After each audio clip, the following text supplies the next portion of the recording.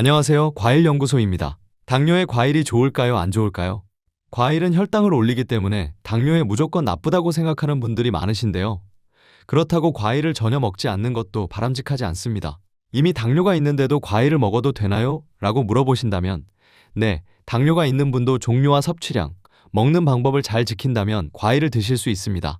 오늘은 당뇨 관리에 도움이 될 수 있는 과일은 무엇인지, 그리고 혈당 걱정을 줄이면서 과일을 먹는 방법까지 알려드리겠습니다.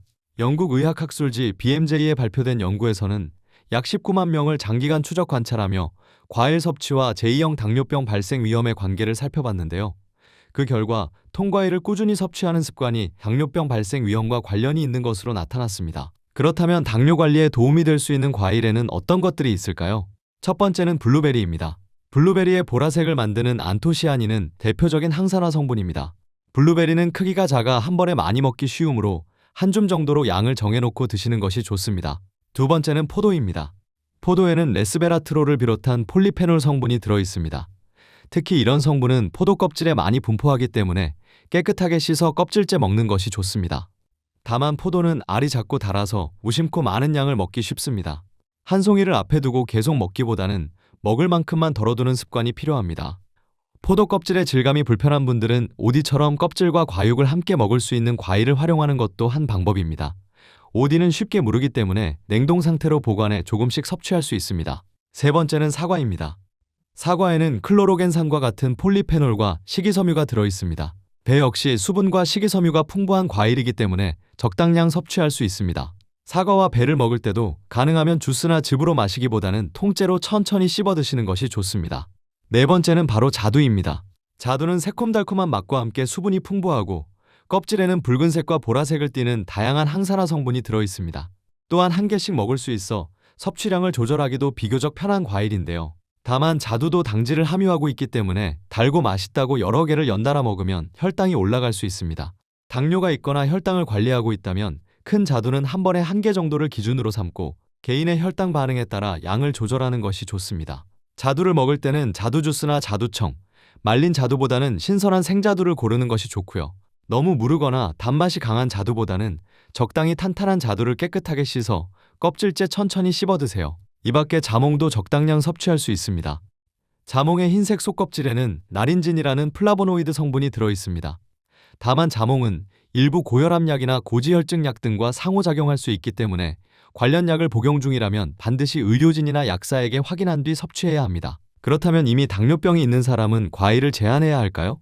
제2형 당뇨병 환자를 대상으로 과일 섭취량을 비교한 연구에서는 과일 섭취를 줄인 그룹과 적정량 섭취한 그룹 사이에 당화혈색소 변화에 뚜렷한 차이가 나타나지 않았습니다. 즉, 혈당이 오를까 걱정된다는 이유로 통과일을 무조건 끊기보다는 자신의 식사량과 혈당 상태에 맞춰 적절한 양을 먹는 것이 중요하다는 뜻입니다. 과일에는 당질만 들어있는 것이 아닙니다.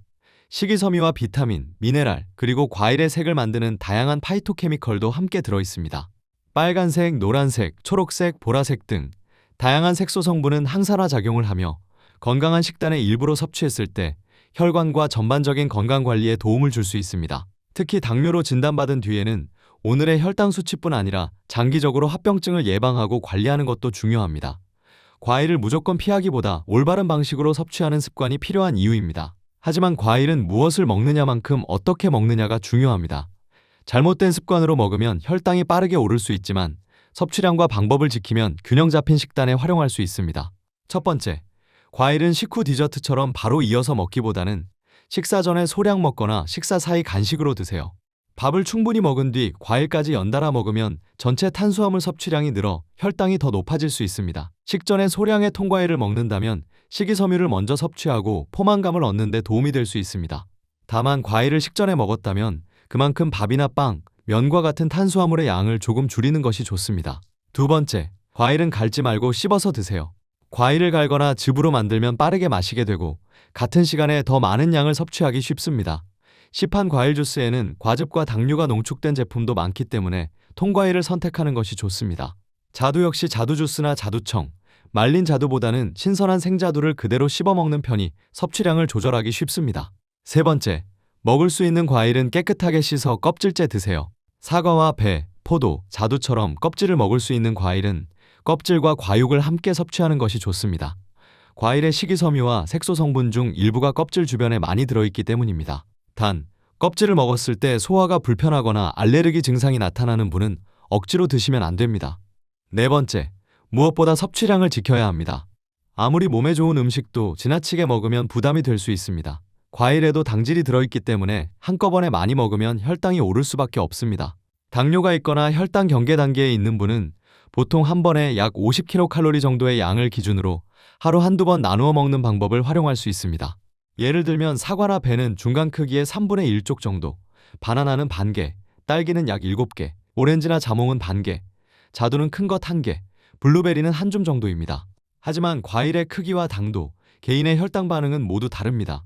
처음 먹는 과일이라면 소량부터 시작하고 가능하다면 섭취 전후 혈당을 확인해 나에게 맞는 양을 찾아보세요. 오늘 내용을 다시 정리해 보겠습니다. 당뇨 관리에 활용할 수 있는 과일로는 블루베리, 포도, 사과, 자몽 등이 있고요. 배와 오디, 그리고 제철 자두도 적절한 양으로 섭취할 수 있습니다. 과일을 먹을 때는 식후에 많이 먹지 말고 통째로 천천히 씹어 먹고 먹을 수 있는 과일은 깨끗하게 씻어 껍질과 함께 드세요. 무엇보다 한 번에 먹는 양을 꼭 지켜야 합니다.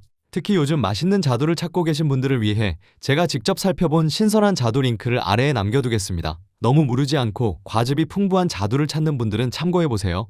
오늘 내용이 도움이 되셨다면 건강한 과일 섭취 습관으로 혈당도 맛도 함께 챙겨보시고요. 저는 다음에 더 좋은 내용으로 찾아뵙겠습니다. 감사합니다.